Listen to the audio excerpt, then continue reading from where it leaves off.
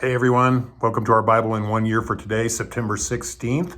Really grateful to have you guys joining me in scripture today. We are reading from Genesis chapters 35 through 38.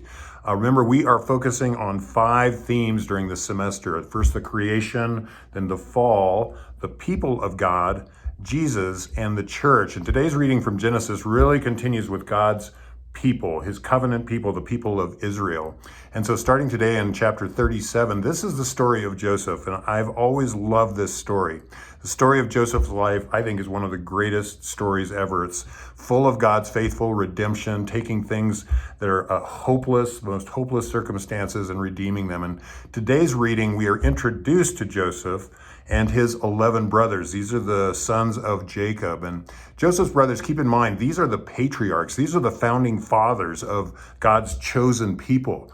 Joseph's brothers and Joseph himself, as we see in this reading, are far from perfect. Just like their dad, Jacob, there is a serious rebellious streak running through the whole Jacob line. And in fact, we've already read about Jacob's sons slaughtering the men of Shechem and his oldest son, Reuben, sleeping with his father's concubine. So far, not a really great track record for the founders of the 12 tribes of Israel, God's chosen people. Joseph himself is no prize, really, although he is handsome and he is gifted and articulate. He's also a little bit arrogant.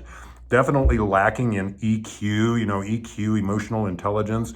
Joseph does not display much of that. His brothers already hate him because he is their dad's favorite. And so when Joseph comes parading down into the family dinner wearing his fancy new jacket and tells them all about these dreams he's been having where everybody in his family is bowing down to him, well, it's kind of like pouring gasoline on a fire. It's not smart, Joe. It's not smart.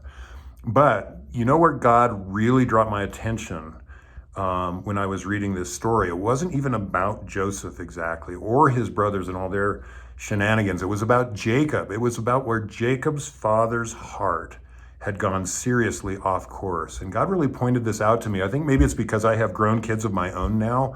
But I felt the Lord really pointing out to me how important it is as parents, and especially fathers, not to ever play favorites with your children. And don't kid yourself. Your kids always know if one of them is the favorite. You can try to hide it, you can try to disguise it, but they will know. And as fathers, playing favorites like Jacob did with Joseph should be totally out of bounds. I feel like we have a special weight on our shoulders when it comes to our families.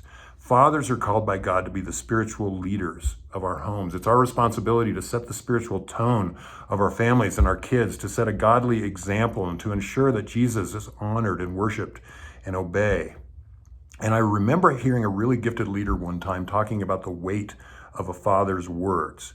He said that if the weight of a boss's words are like 10 pounds, then the weight of a mother's words are maybe 100 pounds. And don't get mad at me on this, moms. This was his observation, not mine. He said the weight of a father's words are more like 500 pounds. Now, whether you agree with that or not, I think we can all remember when we were given that good talking to by our dads. We also remember that encouragement when our dads were proud of us. And we remember when they told us that, when we felt especially loved or special from our fathers. There's weight there. And Joseph's story reminded me also of how destructive it can be when a father plays favorites. The whole trajectory of Joseph's life was shaped by his dad's favoritism. Ephesians 6:4 tells us this. It says, "Fathers, don't exasperate your children." And as a dad, I think the last thing I ever want to do is to bring exasperation or frustration, or to the greatest extreme, like in Jacob's case, even destructive behavior to my family or to my children. And I'm so grateful for this wisdom in Scripture that God revealed to me today in our passage. I love you guys. Have an awesome day.